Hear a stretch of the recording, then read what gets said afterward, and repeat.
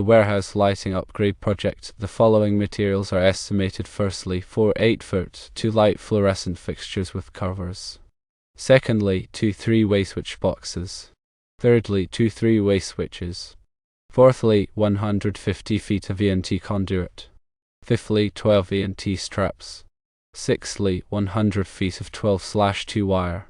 Seventhly, 100 feet of 14/2 wire. Eighthly, 5 1-inch knockout seals. Ninthly, 2 12-inch ENT couplings, and tenthly, 1 new branch circuit breaker. The labor estimate breaks down as follows. Firstly, relocation and suspension of 12 fluorescent fixtures is estimated at €2. Secondly, installation of 6 new ENT runs is estimated at €4. Thirdly, wire pull is estimated at €2. Fourthly, installation of 3-way switches and boxes is estimated at €1. Fifthly, lowering and reconnecting high bay lights is estimated at €2. Sixthly, other materials handling and cleanup is estimated at €1. Travel time is estimated at €1. The total labor is estimated at €12. The cost of materials is estimated at $500. The labor cost is estimated at $720, calculated at a rate of $60 per hour. Travel expenses are estimated at $60. The total estimated cost for the project is $1,280. Several assumptions are made in this estimate. Firstly, conduit runs are straight and accessible. Secondly, high bay lights can be lowered without any modifications to the ceiling. Thirdly, the customer will provide a qualified lift operator. Fourthly, all materials and equipment are readily available. Fifthly, there are no unforeseen delays or complications. Please note this estimate is for labor and materials only and does not include any applicable permits, inspections, or taxes. To elaborate on the materials, the 4 8-foot, 2 light fluorescent fixtures with covers are assumed to be standard industrial grade fixtures suitable for a cold storage environment. The 2 3-way switch boxes and 2 3-way switches are standard electrical components used to control the lighting from 2 locations. The 150 feet of ENT conduit is sufficient to run the new lighting circuit from the panel to the new fixture locations, considering the 30-foot distance to the panel and the need to create 2 additional rows of lighting. The 12 ENT straps are used to securely fasten the conduit to the ceiling. The 100 feet of 12/2 wire is for the main power circuit to the new lighting fixtures. The 100 feet of 14/2 wire is for the switch loops connecting the 3-way switches. The 5 1-inch knockout seals are used to close any unused openings in the electrical boxes.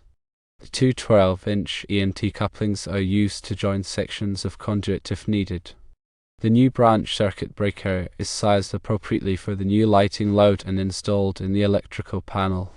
Regarding the labor, the €2 allocated for the relocation and suspension of 12 fluorescent fixtures includes the time to disconnect the existing fixtures, move them to their new locations, and suspend them at the desired height of 12 feet using appropriate hang hardware.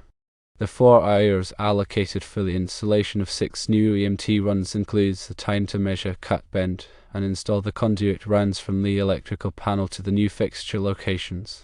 The €2 allocated for wire pull includes the time to pull the 12/2 and 14/2 wire through the conduit runs.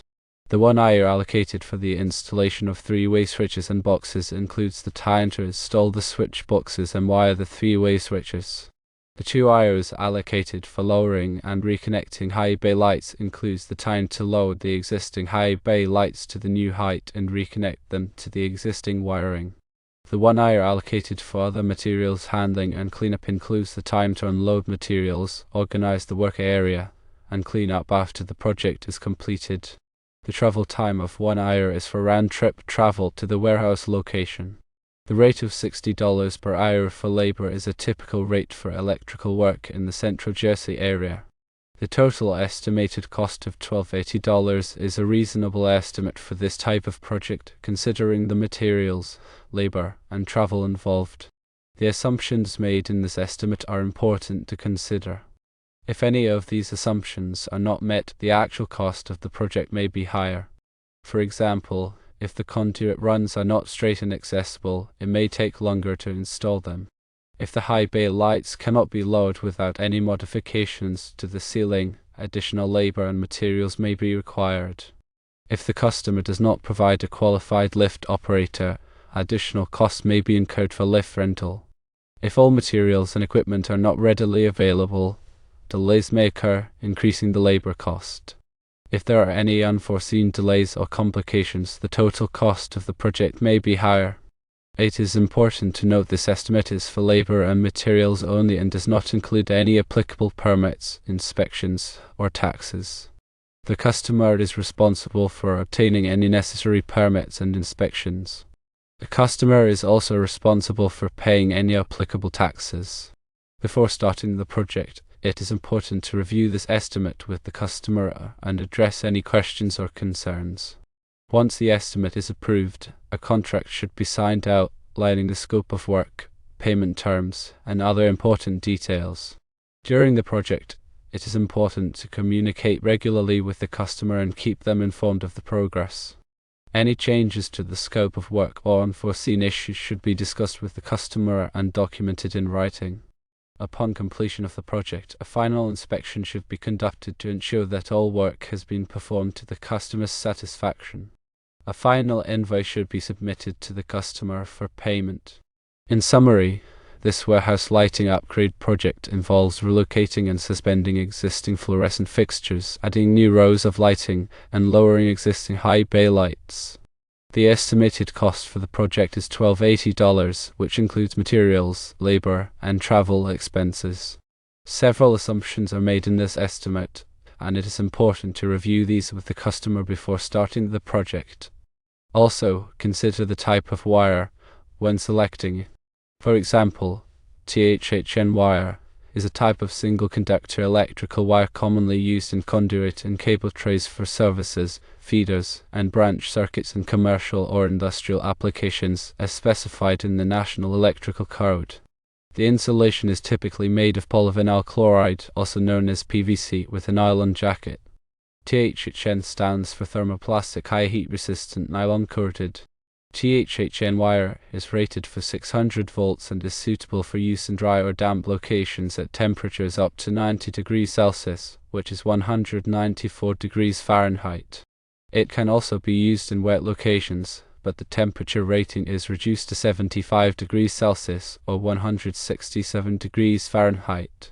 THHN wire is often used inside of conduit because of its durability and resistance to abrasion. The nylon jacket provides additional protection against damage during installation. It is available in a variety of sizes, ranging from 14 American wire gauge to 1000 kc mil. The appropriate size of THHN wire to use depends on the amperage of the circuit it will be carrying. When installing THHN wire, it is important to follow all applicable electrical codes and safety precautions. This includes properly grounding the circuit and using appropriate connectors and terminations. Improper installation of THHN wire can create a fire hazard or other safety risks. When calculating the appropriate wire size for a circuit, several factors need to be considered, including the amperage of the circuit, the length of the wire run, the voltage drop allowed, and the ambient temperature. The National Electrical Code, or NEC, provides guidelines for determining the appropriate wire size based on these factors. The ampacity of a wire is the maximum amount of current, measured in amps, that a conductor can carry continuously without exceeding its temperature rating. The NEC provides ampacity tables for different types of wire based on their insulation type and temperature rating. For example, Table 310.15. Beat 16 in the 2020 NEC provides ampacity values for insulated conductors rated up to 600 volts, with not more than 3 current-carrying conductors in a raceway, cable, or earth, based on an ambient temperature of 30 degrees Celsius. For THHN wire with a 90 degrees Celsius rating, the ampacity values would be higher than for wires with lower temperature ratings. Voltage drop refers to the decrease in voltage that occurs along a wire run due to the wire's resistance. Excessive voltage drop can cause equipment to malfunction or operate inefficiently. The NEC recommends limiting voltage drop to 3% for branch circuits and 5% for feeders. To calculate voltage drop, you can use the following formula: voltage drop equals 2 times K times I times D divided by circular mils, where K is a constant representing the direct current resistance of the conductor material, I is the current in amps, D is the one-way distance of the wire run in feet, and circular mils is the cross-sectional area of the wire. The ambient temperature is the temperature of the surrounding air or environment in which the wire is installed. Higher ambient temperatures can reduce the ampacity of a wire, as the wire's insulation may not be able to dissipate heat as effectively. The NEC provides correction factors for adjusting ampacity values based on ambient temperature. When selecting wire for a specific application, it is important to choose a wire type that is suitable for the environment in which it will be installed. For example, THHN wire is suitable for dry and damp locations, but it is not recommended for direct burial in the earth. Other wire types, such as underground feeder or ALF cable, are designed for direct burial applications. In addition to wire size and type, it is also important to consider the color coding of wires. The NEC specifies color codes for different types of circuits, such as black for hot wires, white for neutral wires, and green or bare for grounding wires. Following these color codes can help prevent confusion and ensure proper wiring connections. When working with electrical wiring, it is essential to follow all applicable safety precautions. This includes turning off the power to the circuit before working on it, using insulated tools, and wearing appropriate personal protective equipment. Improper wiring can create a fire hazard or other safety risks. Furthermore, consider the EMT conduit installation. Electrical metallic tubing, or EMT, also known as thin-wall conduit, is a type of raceway commonly used to protect and route electrical wiring in buildings and structures. It is made of steel or aluminum and is typically used for indoor applications, but it can also be used outdoors with appropriate fittings and supports. EMT conduit is available in standard 10-foot lengths and in various diameters ranging from 1/2 inch to 4 inches. The size of EMT conduit to use depends on the number and size of wires that will be run through it. The National Electrical Code, or NEC, provides guidelines for determining the appropriate conduit size based on the wire flow capacity. When installing EMT conduit, it is important to follow all applicable electrical codes and safety precautions. This includes properly grounding the conduit and using appropriate fittings and supports. Improper installation of EMT conduit can create a fire hazard or other safety risks. Before starting the installation, it is important to plan the routing of the conduit and determine the necessary fittings and supports. The conduit should be installed in a neat and workmanlike manner, with all bends and offsets made using appropriate conduit benders. When cutting EMT conduit, it is important to use a conduit cutter to ensure a clean and square cut. The cut ends of the conduit should be reamed to remove any burrs or sharp edges that could damage the wires. EMT fittings are used to connect sections of conduit together and to connect the conduit to electrical boxes and enclosures. There are various types of EMT fittings available, including couplings, connectors, elbows, and T's. Couplings are used to join two sections of conduit together. Connectors are used to connect the conduit to electrical boxes and enclosures. Elbows are used to make bends in the conduit run. T's are used to create branch circuits in the conduit run. When installing EMT fittings, it is important to tighten them securely to ensure a good electrical connection. Compression fittings are commonly used with EMT conduit as they provide a secure and watertight connection. EMT supports are used to secure the conduit to walls, ceilings, and other structures. There are various types of EMT supports available, including straps, clamps, and hangers. The type of support to use depends on the size of the conduit and the mounting surface. When installing EMT supports, it is important to space them properly to prevent the conduit from sagging or becoming damaged. The NEC provides guidelines for the maximum spacing between EMT supports. Grounding is an important safety consideration when installing EMT conduit. The conduit should be properly grounded to provide a path for fault current to flow back to the source in the event of a short circuit. This helps to protect people from electric shock and to prevent fires. EMT conduit can be grounded by connecting it to a grounding electrode conductor, such as a ground rod or a metal water pipe. The grounding connection should be made using appropriate grounding fittings and connectors. When running wires through EMT conduit, it is important to use the correct type and size of wire. The wires should be installed in accordance with the NEC guidelines for wire fill capacity. It is also important to protect the wires from damage during installation by using a wire pulling lubricant. After the conduit and wiring are installed, it is important to inspect the installation to ensure that it meets all applicable electrical codes and safety requirements. This includes verifying that the conduit is properly grounded, that the fittings are tight, and that the wires are properly connected. In summary, EMT conduit is a versatile and cost-effective way to protect and route electrical wiring in buildings and structures. When installing EMT conduit, it is important to follow all applicable electrical codes and safety precautions to ensure a safe and reliable installation. Finally, consider the type of branch circuit breaker needed. A branch circuit breaker is a device designed to protect an electrical circuit from damage caused by overload or short circuit. It is an automatic switch that stops the flow of electricity when it detects an overcurrent condition. Branch circuit breakers are an essential component of any electrical system, as they help to prevent fires and electrical shock. There are several types of branch circuit breakers available, including thermal magnetic breakers, magnetic-only breakers, and electronic trip breakers. Thermal magnetic breakers are the most common type of branch circuit breaker. They use a bimetallic strip and an electromagnet to detect overcurrent conditions. When an overcurrent occurs, the bimetallic strip heats up and bends, causing the breaker to trip. The electromagnet also helps to trip the breaker in the event of a short circuit.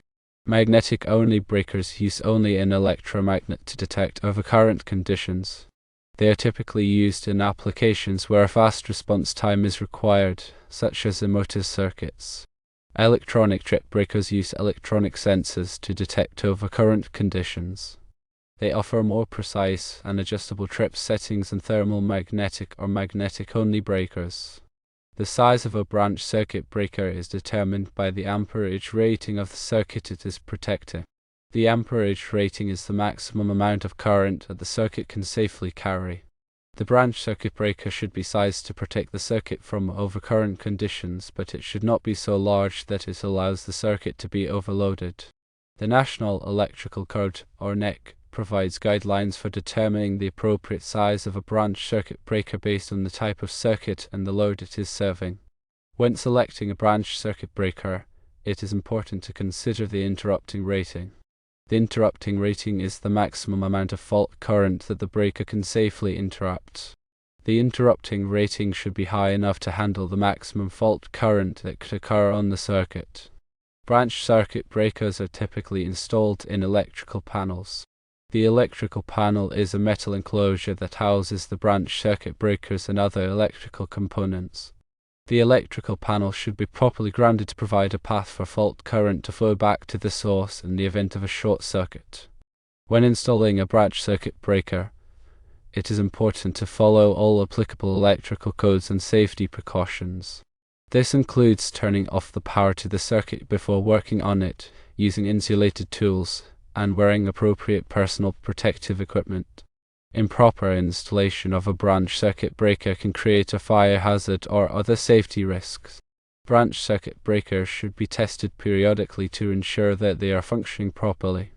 A simple test can be performed using a circuit breaker tester. The circuit breaker tester will simulate an overcurrent condition and verify that the breaker trips properly. If a branch circuit breaker trips frequently, it may be a sign that there is a problem with the circuit.